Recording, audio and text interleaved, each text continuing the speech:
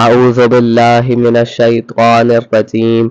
بسم اللہ الرحمن الرحیم ان الذین یکتمون ما انزلنا من البینات والہدی من بعد ما بیناہ للناس فی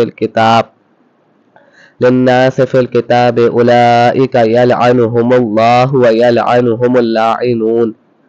الا الذین تابوا واصلحوا وبینوا فاولئک اتوب علیہم وَأَنَا التَّوَّابُ الرَّحِيمُ۔